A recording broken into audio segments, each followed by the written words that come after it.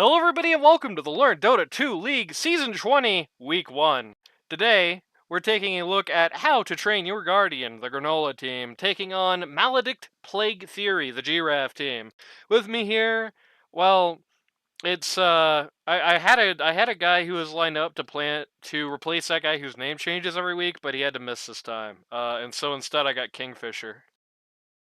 Hell yeah. Literally a bird. Start this ish. This is going to be an interesting matchup, because, just to be blunt, Granola team is the team that I know the least about. It is the biggest question mark on the board, perhaps.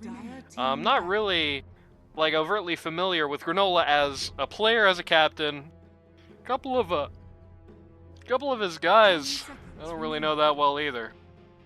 So, will be interesting to see them in battle. It'll be interesting to see this GRaff team in battle as well. I mean, this team could be made a lot of different ways. They had two stand-ins, the Numbers guy and Canna, no Gundam or Doughboy. Well, that's good, because Gundam and Doughboy are the two people on this team that I know the best.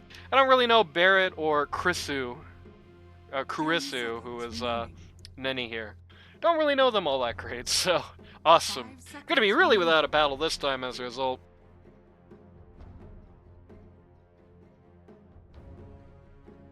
So, this team's gonna be a question mark. The GRaff team's gonna be a question mark in and of itself. I don't know what this team's gonna look like on paper, because you have a lot of people on this team who played a lot of positions. And as a result, you could, even though I'm very familiar with four of these guys, I'm at least aware of Wacko Dubs as a player and what he does, but haven't really seen him much. I think I've seen him one series as a stand-in, and maybe I've spectated him in a game once or something like that. That's it. So for me, it's gonna be crazy, and for you, Kingfisher, every one of these matches is crazy because you basically don't know most of the people here. I don't think so. I mean, yeah, I've only known them through interacting with them last season. So I know GRaff, I know Gotham, Lad of Lads, Random Clown. Why do you know Gotham? I can only assume very nice things have led you to cultivate a relationship with him. Ads? That's okay. This isn't a big part anyway. Don't worry, Seaweaves. I believe that's Lad of Lads, Seaweaves. No, I think Seaweaves is somebody different every time they're in chat. Okay, this Shout is very outs interesting to whoever to me. accidentally outs themselves as... It is Lads of Lads, I was right. I was watching it. I don't... The Underlord pick is kind of interesting. I think recently people have been running Underlord carry, so I'm curious if that's what the position is for this hero. Could be. I think it's an interesting flex, because I think it is, people have been running it carry, but I do think, even now, it's a very safe pause 3. So if you end up in a game where you do have to scuttle it a little bit, unless you're putting it into a lane where it's just gonna feed, the Ursa lane, which you definitely should ban this right now if you're Granola, I think. Did not choose to do that, so you better hope they don't pick that if you're Granola, I think. A lot of lads, I think that is one you can do. I don't think the Underlord was safe because they didn't ban the Rubik. I see that they banned the Rubik in the second phase after they picked the hero, but that's a really ballsy move to pick the Underlord and then without pre-banning Rubik, because Rubik would just destroy your entire game, from the laning stage to the late game. Good. It's also a really fun combo with the Pit Lord if you're running it offlane. Just a lot of nice synergy. I think underrated combo, those two. A lot of nice synergy those guys have. Is this a Gotham special? What is this Shaman? Shout out Shaman first pick. It's just something people are doing. When they buffed the Shadow Shaman Big Ward, I noticed it started getting picked a lot more, and as a lot more of a safe hero, which I guess is probably fine, because the big fat stupid ward is something that's going to give you utility right now. It is it's a very difficult push to immediately shoot down, right? It can do a lot of damage to a tower or even a person before you can deal with them. Most picked hero in Dream League, not surprised to hear that. Yeah, I guess that makes sense. A buff to the large ward.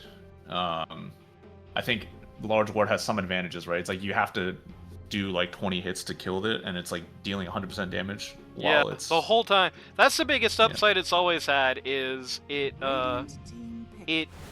always does 100% damage. The little wards, you know, you can be in a situation where if there's a fast attacking guy on the other side, you can clear the little wards in pretty quick time, and they'll get a few shots off, sure, but they'll, you know, the second shot you've already lost 25% of your attack power, the third shot, you know, so on and so forth, right? But I think that it's also more like damage block as well, if you have like Vanguard or something, right? actually, wards Is that how that completely ignore works? damage block. Oh, okay, I didn't know that. Yep. Weird. It's a weird little interaction, and I've never understood why it exists. It never seemed necessary to me, but 'tis true. Ward type things. So that the Witch Doctor ult, for example, just ignore your damage block. They do not give a darn. Speaking of, Don't worry, next patch they'll add a pet facet that makes war damage siege type or something, so it's like freaking Iron Witchery all over again. there you go. Yeah, I'm sure. Given how Dota is going, I'm sure next patch there's going to be a new damage type that half of the ward units in the game are just suddenly going to switch to, and damage block is going to be rolled into a new stat called physical attack resistance, and you know, physical attack resistance like alpha chance or something crazy like that. So it's going to go. The Jakiro pick here is, I mean, it's a very standard pick. It's probably not going to be that happy into the Tidehunter. Lifestealer seems fine right now. The worst thing for Lifestealer on the board at the moment is the Shadow Shaman Hex. Which, you know, instant thing, he can't really... Instant thing with a pretty long wet range. He doesn't really like to deal with that. He doesn't really like to deal with that either. Drow Ranger is a good hero to target if you're able to counter with the Ags, but hey, I think the Ags has lost a little bit of its luster since it's high. Okay, yeah, okay, never mind. This is gonna be this is gonna be a very sad game for poor Lifestealer, actually. That sucks. They do have a lot of ways to instantly cancel the Bane ult, but can Lifestealer rage when leashed? I believe so, yeah. It doesn't get him out of the leash, but it does like prevent most of the other Serpent Warrants do physical spell damage. That is why it's unaffected by damage block. Complain to Ice Frog. It's weird. Like, that's just one of those classic things where it's like, just imagine explaining this to somebody who's brand new to Dota 2. Oh no, that big snake's auto attack is actually secretly spell damage. Shadow Demon coming up next. Not like a bad pick. I do think it's a little proactive here.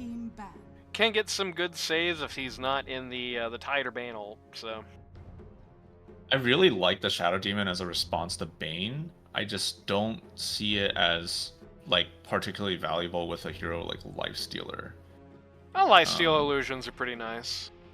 10 seconds remaining. Yeah, but I think one of the core things about this Shadow Demon support is that he has the shard that constantly purges you, and so it's really nice on these like moving tower heroes that do tons of damage but get kited.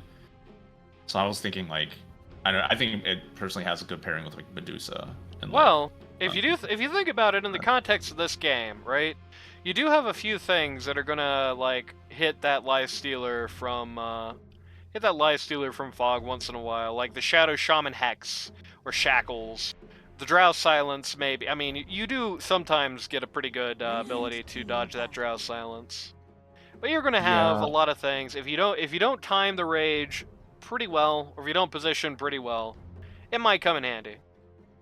I don't disagree with you at all for like Shadow Demon being valuable against Shadow Shaman and Bane and Drow. Like I think that's totally valid. Just wish it had a better core pairing. Is all I'm saying. Yeah, what can you do? I don't think Lifesteal is that bad. I think the illusions. I could be wrong on this. I think the illusions of Lifestealer get most of his passives. So Unfettered would have been so good right now. True. No Viper, that's a smart ban. So, what are they missing here? Mids on both sides? Yeah, mids both sides. I mean, hey, it could be a Lifestealer mid.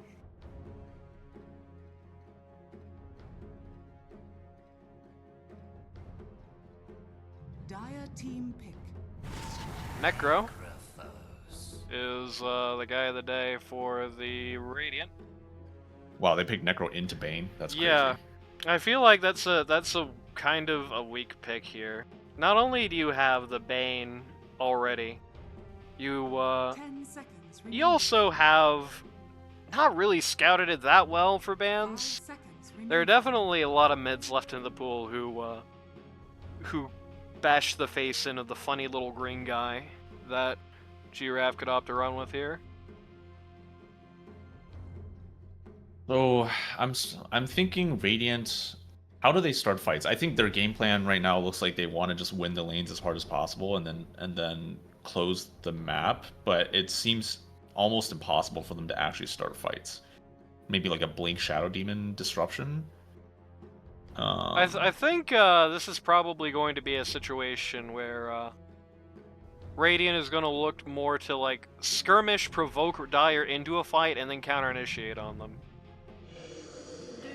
Is where the meat of their fights are going to be. Being able to get the Jakiro and the Shadow Demon to and the Pit Lord to trap you inside of a situation that you made the first step into.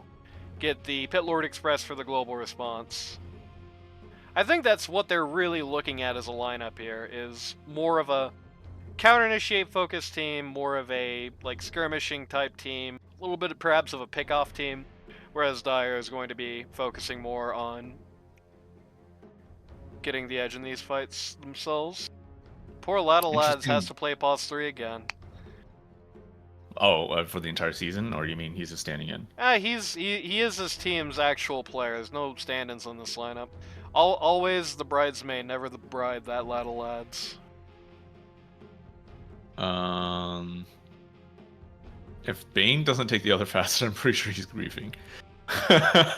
What is his Dream Stalker facet? What a good question. I'm not gonna pretend to know till I get in.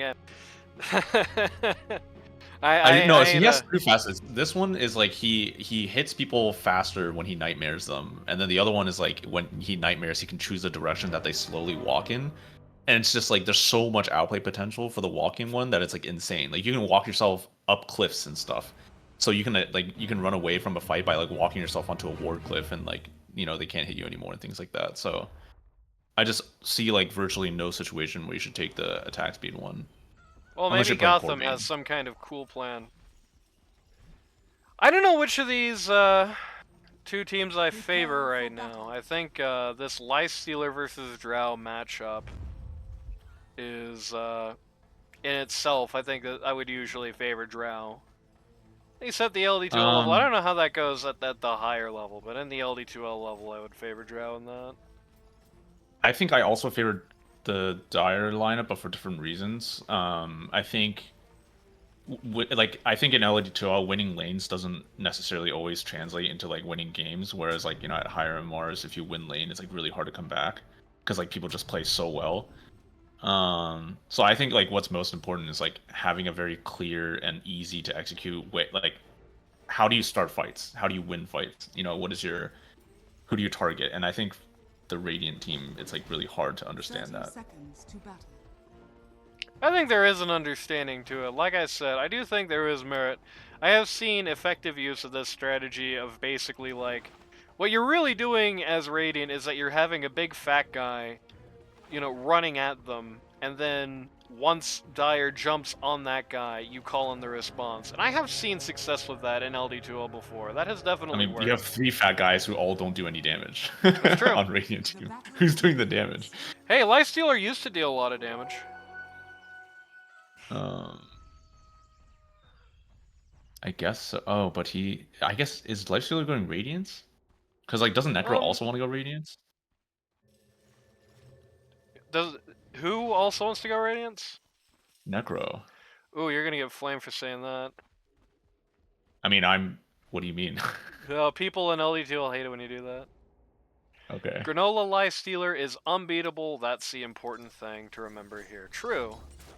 He's definitely got a very easy lane ahead of him as well. This is not really, who's on? It's 4 Shaman, okay, so. Not really. No, it's not. Shaman is leaving. It's for Bane. I'm not really that scared of this lane as Fun Stealer till maybe till 6. So either way, with that being said, it's time for everyone's favorite theoretically, part of the show. Yeah. Sorry, continue. The roll call for How to Train Your Guardian. Pause 1, you've got Granola, captain of the team on the lifesteal. You know, after several seasons of a lot of Pause 1 captains, I think he's the only one doing that this season. Pause 2, you've got Barrett on the Necro. Pause 3, you've got our first of 2 stand-ins, 177577, which I assume is his like postcode or something, on the Necro, on the Pit Lord. Pause 4, you've got Kana, the other stand-in, on the Shadow Demon. And pause 5. Okay, we're gonna watch Sean get this courier. Very nice. And on the other end, you've got I missed First Blood. What? Hold on now. What did you do, Pit Lord? What did you do, Mr. Numbers? Radiant's courier has been Oh killed. no, he walked out of the Lotus to try and save his courier and just died as a result immediately. Blood. And a point Anyway, well taken. yeah, just what I told you. Immediately people are flaming you for Radiant's Necro, including the admin of the league, so you better listen. And then pause 5, you've got, where is he? Karisu, also known as Nenny, on the Jakiro. I don't know why the game's stuttering a little bit here. I assume that's probably going to clean itself up as it keeps You rolling. good? Is the Discord sounding bad?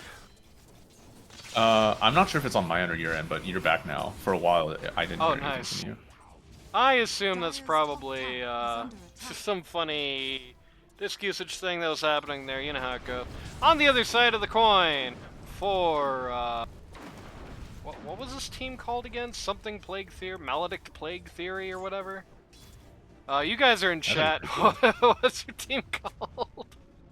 On the other cool team, name. pause 1, you have Wacko Dubs on the Drow Ranger. Pause 2, captain of the team, you've got GRaff on the Death Prophet. Pause 3, you've got Ladda Lads, once again, poor lads, on the Tidehunter. Pause 4, you've got Gotham, somehow not the captain of a team this season, on the Bane. And pause 5, you've got Chon on the Shadow Shaman.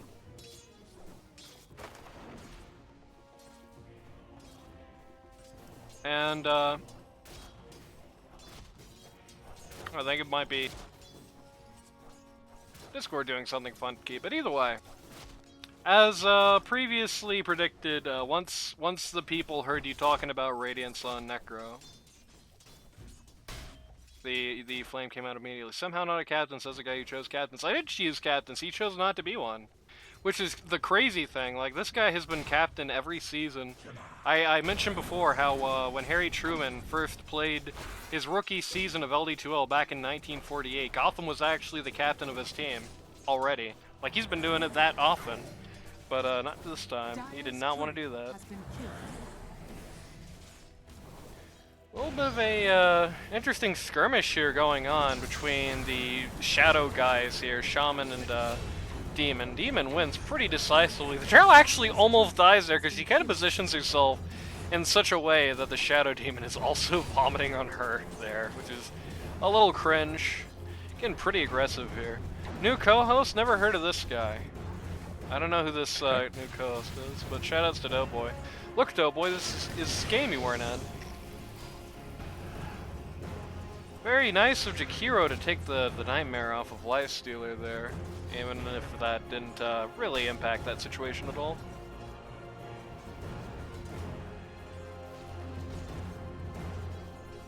New co-host, who are you? Introduce yourself. Say something about yourself to the class. I was on the JSO Smurf stack team last season. And you were the That's all Smurf. I will say. I was not the Smurf. Oh, who was the Smurf? Don't ask. Liquid Joe? We were all Smurfs. Oh, okay, there we go. Wait, By the you Smurf just stack. said you weren't the Smurf. No, just trolling. I don't know, dude. It's nobody's Smurf. Somebody's got to be a goddamn Smurf here. We got to just figure out who. Gotham being very annoying with this Bane, which is a good sign. It was Jassa. There we go. Being annoying with this Bane, which is a good sign. It feels like every time they're about to start getting a lot of nice harass out, Gotham just puts somebody to sleep and steals the Wild Wing from Tidehunter here, so that's a good sign. So I don't actually know this core matchup mid lane because I hate playing Death Prophet and I like virtually never see this hero. I think GRaff picked it to counter the Necro, but I'm not certain. Thus far, would be it's curious to doing an hear awesome his job. thoughts. Almost got a kill there with the first Exorcism, and is well up on And both now he can last pressure the wave. Yeah. Yeah, now he has a part wave. Radiant's middle tower Oh. is under attack. But he's not going to utilize it. He's going to wait for the rune, just praying to God it's regen. It is not. Fortunate, he's running out of time. Yeah, by the time he gets this arcane rune, it is not going to be enough time left to kill this tower, and it's... At least just the creep wave alone got it down Radiant's middle halfway. tower is under attack. Almost an awesome exorcism. It did let him push his lead a little further there, but that's about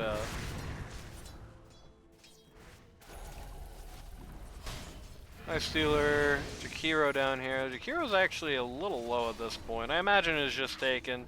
Both the Tidehunter and the Bane actually has something that just immediately throws out.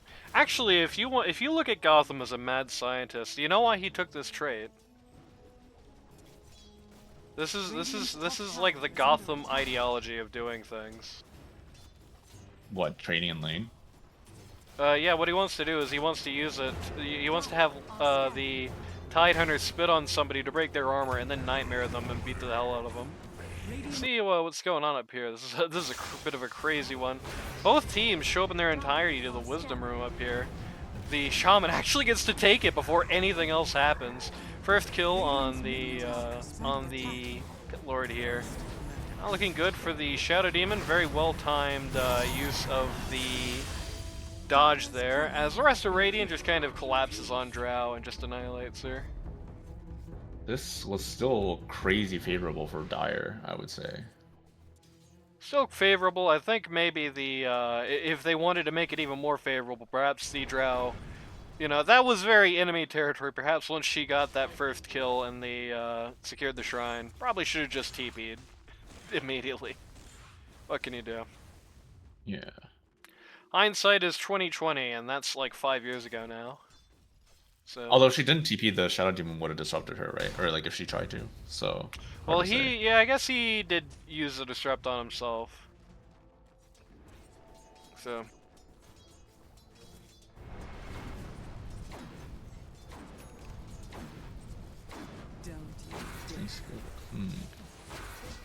Very, slightly, like, oh no, Krisu. They actually had to bring the, they're like tri-laning top now. And they are going to end up with the, okay, Wacko, don't walk into this. No, buddy. No. You saw 3 guys pop in to kill your support and you were like, no, I can't let them do that. I must also die. Oh man, she's so low. She has no TP if she comes back up too, and she's dead. Slight blunder on the part of Wacko Dubs there. Should have just, you know, once he saw that both the Jakiro and the Shadow Demon were in this lane, probably should have just backed, like, to tower immediately. Had a lot of time there. He was trying to 2v3. Dire's top tower is under Is this the correct facet for Underlord on offlane? The big demon's the range. other I think this facet is like goofy enough right now, numbers-wise, that everyone's just using it. Especially since the other one has been nerfed to smithereens. So, Dire took bot T1 for the Radiant. Now they're trying to get Radiant to kind of pay the piper up here. So far, not doing great. Oh no, Shaman hit those shackles. Holy crap, that was fast. Mako Dub's kind of ignoring this, doesn't care. Radiant's middle tower But is under attack. the Shaman is actually going to get away with that scot-free somehow. I think if Pit Lord just right-click him once, bro. He has no pit. This guy's just Lord. You know, I don't like going all in on the Pit of Malice. I think the skill scales very badly, and it mostly leveling it to max is a great way to accidentally like be in a constant mana shortage all the time for very little gain. That being said, you should still get at least 1 level of it, I think, in every game, virtually. I mean, you're not laning against a Lifesteal, he's on your team, you know what I mean?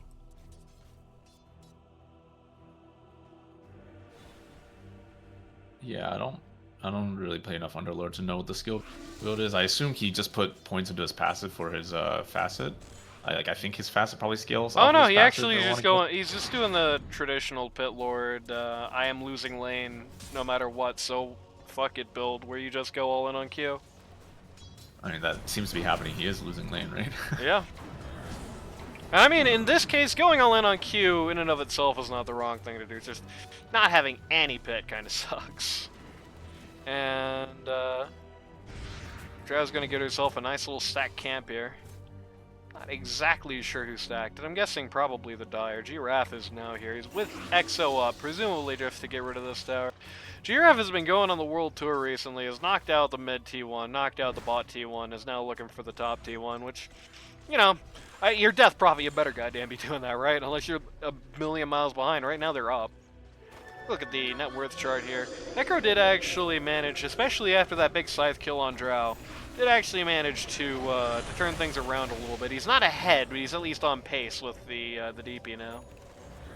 For the most part, this game is pretty even. The only hero who's notably behind is for poor Pit Lord, which, you know, that's expected. This is not a great Pit Lord lane, so being a little behind at this point, he's not like irrevocable. He's just a couple of 100 gold down from most heroes, so you can get that back pretty quick. 5-man defense of this T1 here.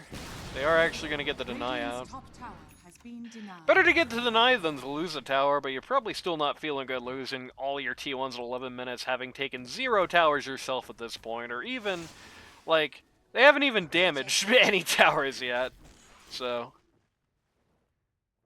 And I will say, you were talking at the beginning of the game about a big part of Radiant's game plan being to win those lanes and these early lane aim encounters, and I gotta tell you, so far, if that's the strategy, it is a bit ominous for Radiant, because that is not what's happened. It's not as bad as the numbers reflect. Like the net worths, I would say, being only 1k up for Dire, despite them having 3 towers, is kind of means to me that Radiant came out of lanes ahead. I'd be more curious to see the experience though. Sure thing. Let's look at our hero levels. Out even. Out even for everyone. Again, the only person in the whole game who's even a little behind is a Bitlord, and he's not behind by much. But, I mean, the thing is I do think this is a team where they don't want to be, you know, right now they didn't want to be a half a K goal behind. They certainly didn't want to have 4 people. Was this a smoke? Let's see this in progress, actually. These guys didn't want to be, you know, half a grand down here at Troll Minutes. I think they wanted to be like 2 or 3 grand up right now, you know what I mean? And that's not that much gold in the big scheme of things, but it's like, I do agree, they probably planned to stay ahead of the competition, and they have started off on the back foot in every way. They started off on the back foot tactically and strategically, and on an individual level in comparison to their opposition. So they are on a bit of a back foot at the start. I don't think it's too late by any means to turn it around and start making something out of it, but it is a little, it's a little question mark in all chat feeling right now. Sadly, they do not have the snakes to beat this tower, which is probably fine. I don't know if they get the kill on Lifestealer without them. They might, but it's Harry, so I don't think he was wrong to use the snakes there. I think that's good. I actually want to take a second to talk about this, because I think a lot of times in LD2L you do get the habit sometimes of, you know, snakes are just for towers, right? Snakes are just for towers, or like the biggest team fight you've ever seen, or what have you. And it's like, no, you are the cooldown on this thing is not that long. You absolutely have permission. If like snakes are going to be the thing that gets the kill, drop the snakes. If snakes are going to be the thing that decides the fight, drop the snakes. You know what I mean? You could definitely be This is a little insane liberal to with me. that. What? That they took a tier 2 tower at 14 minutes with no, like, Jakiro at ultimate. I feel like Jakiro should probably have TP bottom to press ult on the wave, but yeah, now it's like impossible for Lifestealer to be farming the map because Shadow Shaman will have Blink soon, so it's not like he can just rage TP out. Yeah, he is about halfway to it. And yeah, they probably did. I think maybe once they knew the snakes were used, they did not think they were going to commit to using the EXO on the tower, but they did.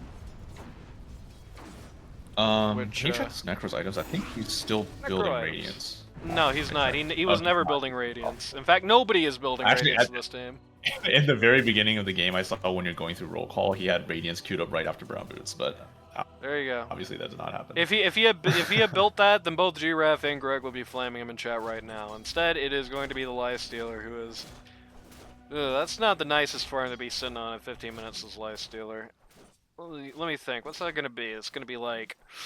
I think it's going to be about 18, 19-minute Radiance.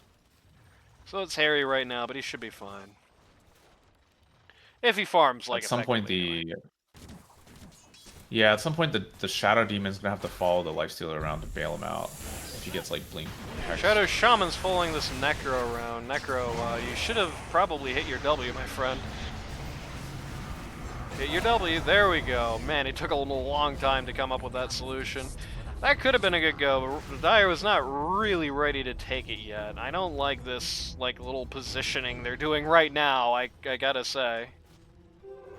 Also, nice little positioning by the Pit Lord there, who TP'd in right behind the back. Now, they are going to go in on this. Shadow Demon is unintentionally going to help the Death Prophet a lot by getting her to dodge the ult there.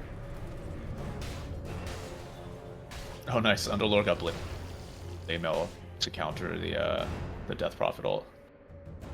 He's one of the guys who can do that. Does that actually work, though? I can't even remember anymore.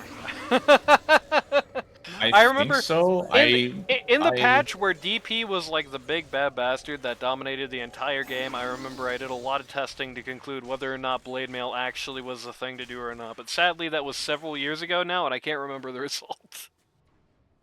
I want to say that one time I Blink Axe called a DP who had ult up, and I used Blade Mail, and that DP kind of just obliterated. So I want to say that Blade Mail still works, but you know, can never guarantee anything in Dota. That's true. We'll just have to say. Ranger working on that Hurricane Harbor Pike is at the top of the net worth chart right now, which is, I know it's a very obvious thing to say. Definitely one of the heroes where you want to see that the absolute most. Like it is very hard to be effective as Drow if you're not right here on that net worth chart. And feeling especially good compared to the Lifestealer, who is about 1,000 gold down from her right now. About 1,500 actually.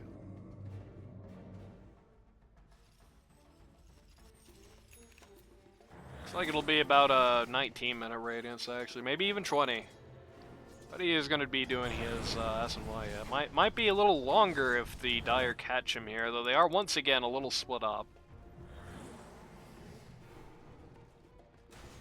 So one thing I'm curious about, I think if I were playing Drow in this game, I probably would have rushed an Aghanims. Because I think Aghanims helps you farm, and it also does a lot of anti-healing against these like 3 cores that all do healing and Radiant. I don't know if this is a hot take. They had the Bane ult, got cancelled by the Shadow Demon jail, but did not matter much. They actually did still get the guy they were going for, but that was a lot of work done on just a Pit Lord. That was the Bane and Tidehunter ults just to get that guy. Yeah, was the that Shadow the Demon's such an Tidehunter ult? amazing No, it pick. wasn't. Never mind. It was just the Bane ult. Still. Lot for that guy and for nothing else. Still, it was about a 700 gold swing. And,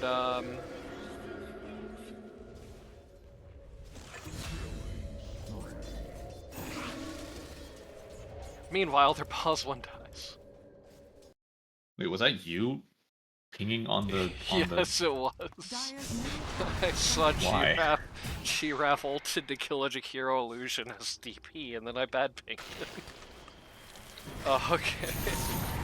This was also a misclick, I'm guessing. Okay, so they just find Drow in the middle of the jungle here, just annihilate her. This Necro is starting to get a little... He's growing a little bit here. He's got his heals at this point, he's got his SNK queued. About done. Not too far from finished. Is Sandra'Kaya really better than Radiance? I mean, disregarding the fact that there is another Radiance in this game, I'm just curious. I think the big thing about Necro, and the reason people frown so much on the Radiance is that he is somebody where it's like a lot of his tanky does come from his inventory, right? Not necessarily from, like, literally just the items themselves, but from being able to sustain himself with skills through the fight, having good amount of mana, having, for example, he's not building it right now, but cooldown reduction. Necro is tanky, not just because he has a decently sized health bar and can hit Q a lot, but, you know, he has to build into being able to get the maximum use out of it. And if you build into Radiance, there is a very decent chance that, like, yeah, sure, you've got a Radiance, but you also just kind of explode at the beginning of fights if you don't have the godliest W in the world. I thought the tankiness from Necro came from him like killing a bunch of creeps to get the Sadist stacks and then like running into fights. Like Radiance helps you just get tons of like stacks up for health regen. The Sadist stacks are like nice, but like Sadist stacks are not like super huge, especially when you're not leveling the skillets on. They're not gigantic, and they don't last for very long. So unless you're like taking a bath in the creeps during the fight, basically. That tends to happen more often than not, in my experience. There you go. Fighting in the middle of the wave, middle of the lane. Unless you're taking a bath in the creeps, you do usually just get more out of having just better ability to stay deep in the fight. That was a bit of a crazy ult on the part of Ladle Lads. They're going to get something out of it, though, as everyone abandoned ship on the Necro. The Pit Lord and the Lifestealer take the Pit Lord Express out, which was... I don't know if I actually agree with that. I think the backup for the Tidehunter was way further back than I think they realized. The ult was very early, but they acted like it was perfectly timed, and that acting got Necro killed. In a fight that was probably even, if not favoring them, as a result. I think it was the right choice though, because it's like, I don't know. If you don't know where they are, it's the right choice. That's like an I am the caster, so I can see everything. They don't know that nobody on the Dire was actually ready to follow on that, like I did. I don't think they didn't really have vision up there. A little, but I don't know if that was like pertinent at that exact moment. Still. Whether or not it was the reasonable thing to do, it still unfortunately did get Necro killed. Did unfortunately have them skip a fight where they wouldn't have had the tide ult in the middle of it. And the immediate result of that is a big EXO and another kill on a T2, and a linear advantage now for the Dire. Was planned. True! Ladalad says easy Ravage. I can imagine everybody in your comms when you did that, like Ravage 10 miles away from everyone. Everyone said, "Ah!" immediately. It is crazy to me, given the state of the map, that there's still only 3k gold up. Like, yeah. I would expect at this point they were at least like 8k gold, given that it's 22 minutes. Granola is really good at hitting creeps, and Wacko Dubs has not been really hitting them. He has been mostly kind of running around enjoying the fights. I think that's where the biggest differential there is. Plus, this Necro guy, he just farms by default just for existing. That also helps. Dire's bottom tower is under attack. Dire's courier has been Not the killed. Tidehunter courier. They're looking at Roche on the Dire. Oh, they did, oh, almost did what I like to say, which is smoked in, but Gotham just waddled his ass right in there under an obs, so whoops. Does anybody care on the Radiant? Doesn't look like it. That's very awkward. Gotham was not invis on this observer. He still is. Okay, he's smoked now. But he was not invis on that observer ward for a very long time, and nobody cares about this rush tip anyway. I guess we're just very desperate to try and get some tower back. Dire's top tower is under attack.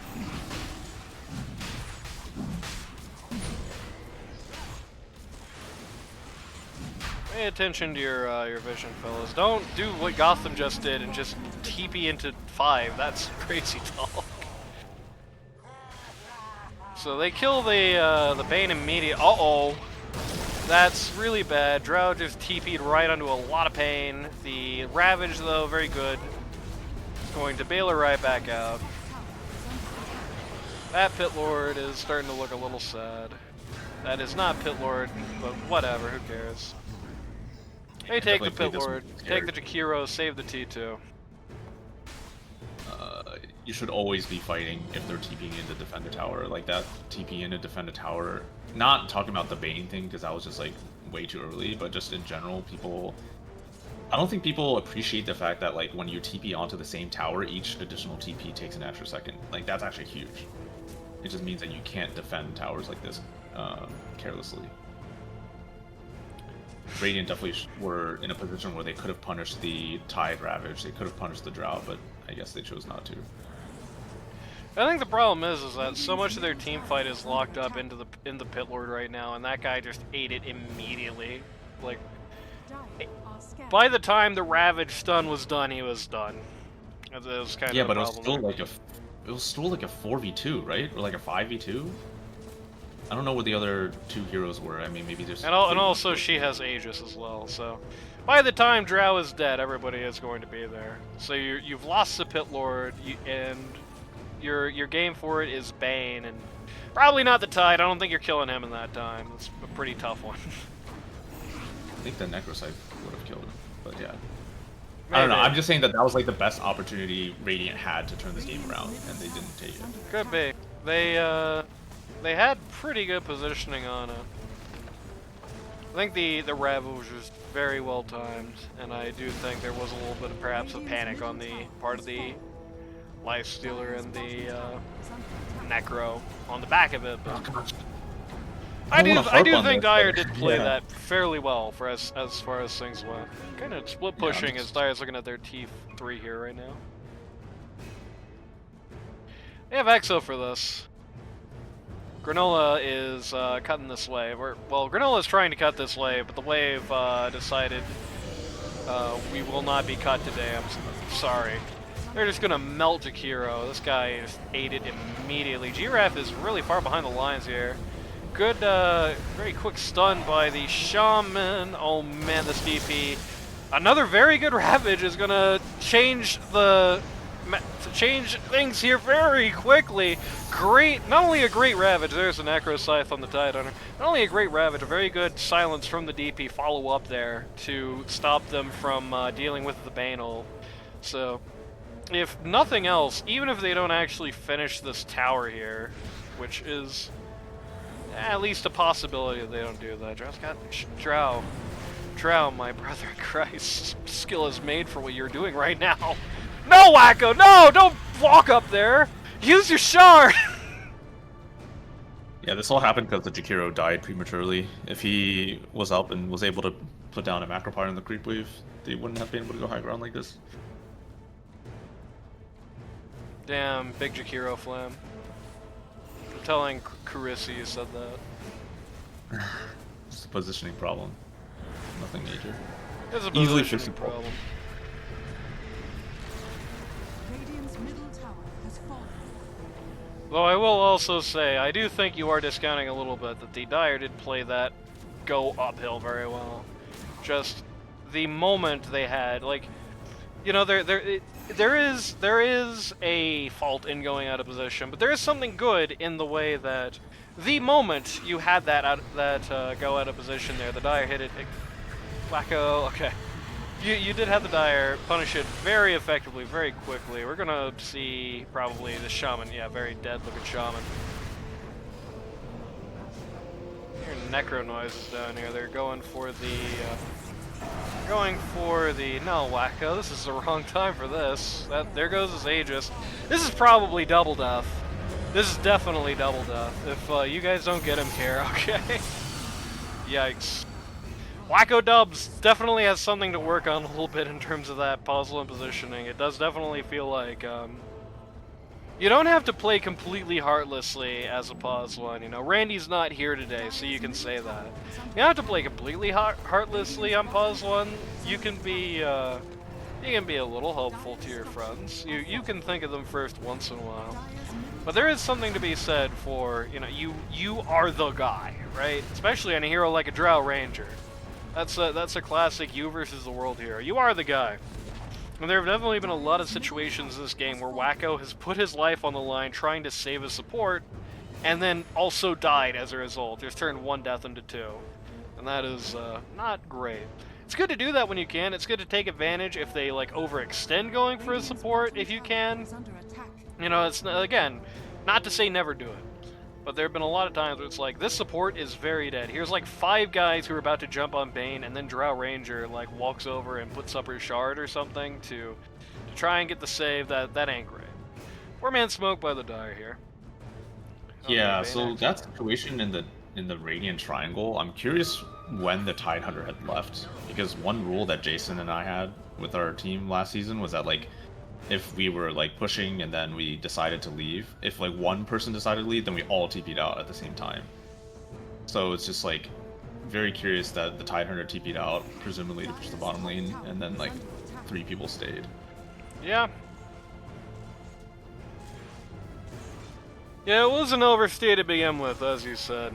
But even in the context of that overstay, it was a little rough. This, like, the Drow, I don't think, really needed to take that spill in any case. In any version of reality.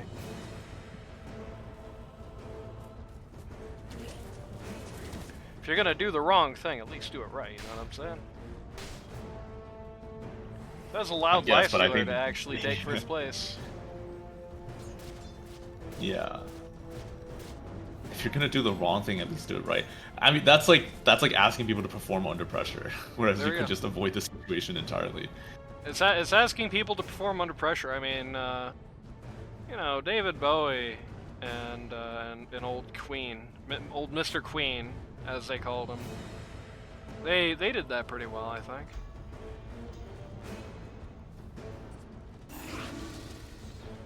And one of those guys is literally a planet, so. Going for the pipe here on the Tidehunter, that's what I like to see in a match that looks like this. This Necro is a very big part of their fights, that puts a damper on that. The Jakiro, very big part of the fights, puts a damper on that. Puts a damper on the Pit Lord Q. He's not building around Shard this game, but if he was, that would be a big damper on him as well. I like the pipe because it protects the creep wave. Also true, yeah. Yeah. Also true, but even outside of the context of protecting your creeps, it is like a very magic damage heavy team right now, and even if pipe is not what it used to be, I like to see it here. Plus, it's a big change from the season 12 semifinals where he lost because he didn't build one, so. I remember, what does the story remind me of? This is a bad time for that. We're having a big team fight right now. I love the combination of the Ravage plus the Bane ult. It immediately just stops people from being able to just freely get rid of the thing. Wacko Dubs has realized what his shard is for, and I'm happy for him. That was okay. It was a surprise Lifestealer bomb. I thought Shadow Demon had lost his mind, but no, it was actually pretty good there. They take the Ladle Lads for free. Scythe is going to just do baby damage to the Death Prophet here, and. Oh man, that was great timing for those that ult to come back in. This is much ado about nothing. So many skills are flying and so many people are getting very low, but very few people are dying. And the real ultimate result of that is the Dire trade 2 for 1 tower, 1 kill, and a buyback. So definitely favoring the Dire there. Who bought back on Radiant? Pit Lord. It looks like a positive gold change for the Radiant, but that is not counting the Pit Lord buyback, so. Pit Lord, this is interesting, just kind of diving into the middle of no man's land here by himself, looking for the for a kill on the DP, does not find it. Very interesting decision there. This Drow's in a little bit of a pinch. I think she should definitely not be here. Oh my god. Oh, no. You just saw all these people. You just saw the Pit Lord TPing in behind your lines, Drow. Oh, baby, this ain't good. He's gonna try and TP. Just barely makes it. Ooh, daddy chill. Lord Pit. Yep, was used early there. Oh, another situation there for Drow. Just another very scary moment for Wacko Dubs. Perhaps keeping an eye on the ball on that. I don't know if that's like a comm thing. Maybe GRaff needs to get on the mic and scream, "Hey, Wacko! TP back!" when that's something that looks like that happens. But there's a bunch of guys here at mid. Is there is she building Ags? What is this? On the item? drow, yes. She is, I'm guessing. Where is her courier at? It is idling in the secret shop. Yeah, it is idling in the secret shop with 2/3 of the components waiting for her to finish the slam and strawberry, so yeah, she's building eggs. Got most of it on courier.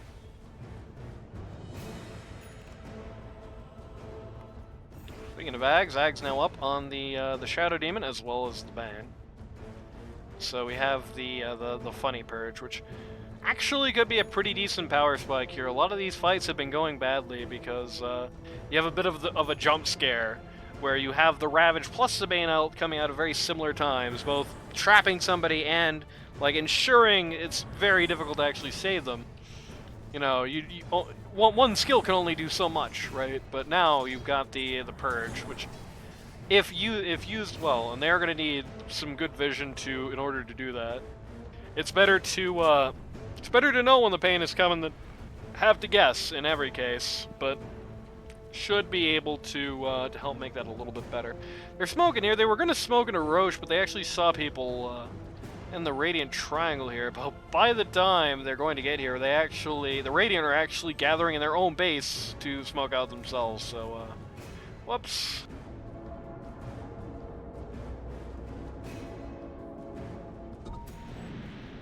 I really like what the Shadow Demon is doing right now. I think this hero also provides you the ability to like cut waves as a supporter, which is really hard, and cut waves safely from fog too, which is crazy. It's not the safest fog skill in the world, just because there's a very clear origin for it if you're paying attention, but it's hard to guess like how far he is, exactly where he is, if he's in dense trees. Use the blink dagger to blink in, so it's a good utility of it. And they're going to take another Aegis for Drow. They're going to take Roche's banner on the Shaman. They're going to take gold for Jakiro's lair. While the Shadow Demon was pushing up top here and is kind of in cutting position of it now, and Lifestealer is occupying the bot lane, also takes their Wisdom Shrine. They actually split the Wisdoms here. Oh, yeah, they actually split the Wisdoms here. They have Necro take their side, they have Lifestealer take the other side. Yeah, despite nothing happening, Radiant are now at a gold advantage because they're doing well splitting up the map. Yep. So, Drow is TP'd back to deal with this. Now would be a good time for Underlord to portal mid and take care of the mid wave, I think. He could. Though you also have fake death prophets that are here, so he's just getting status quo rather than pushing against them, unfortunately.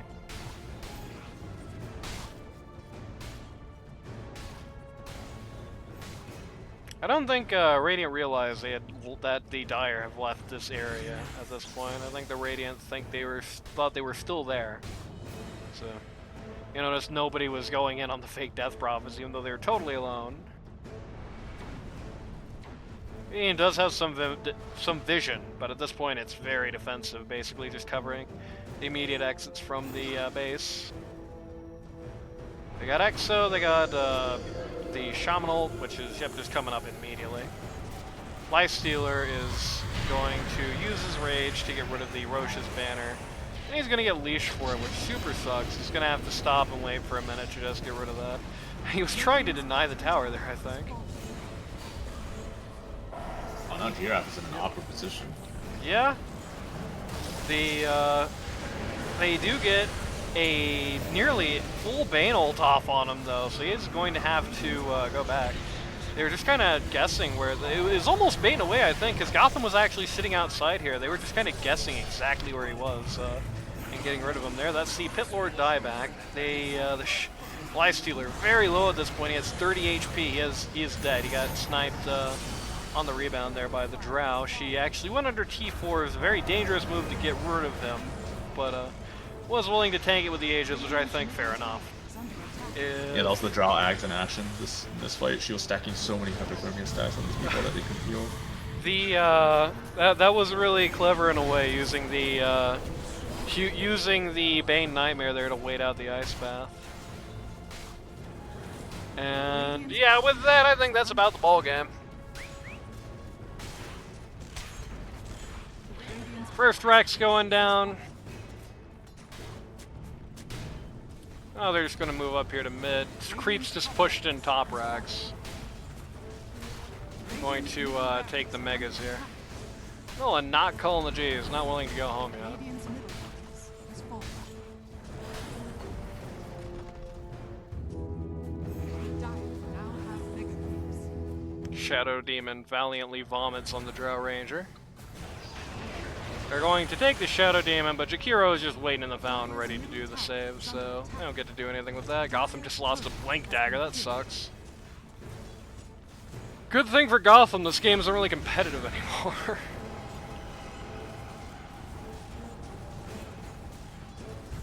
First D4 going down, Exo and DP ult are back up.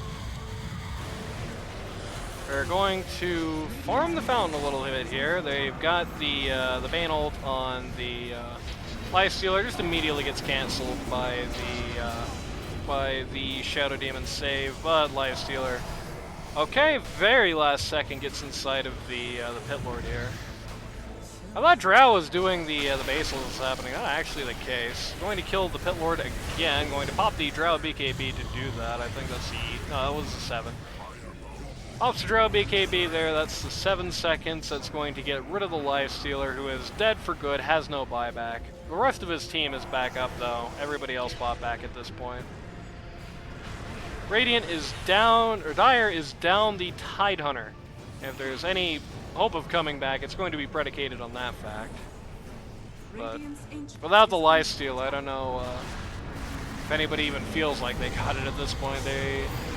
The Necro is going to try and jump on the DP here. Is going to have a lot of stuff fall on his head. He's going to pop his BKB, drop the Scythe on the Drow Ranger, actually. Bane ult comes out. They don't actually have anything to do with him right now.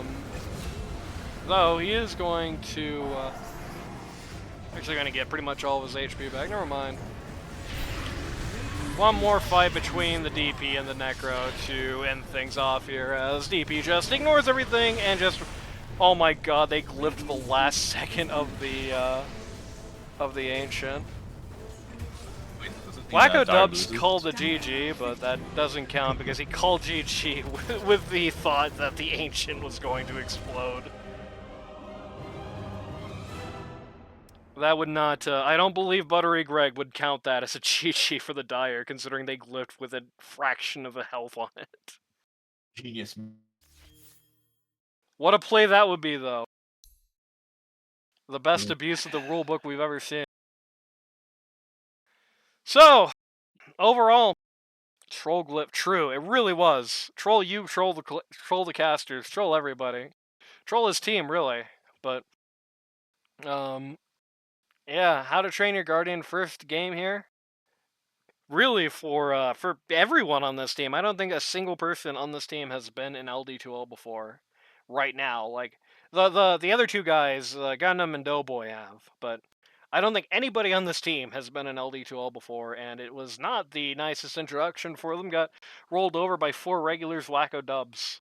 I feel like you did have some strategic issues on How to Train Your Guardian. You had some individual play issues. I thought tactically, in a lot of cases, they were doing the right thing, right? Like how they were conducting themselves within fights. But like, I think the 2 key things here were the decisions on when to take fights didn't come up very well for them very often.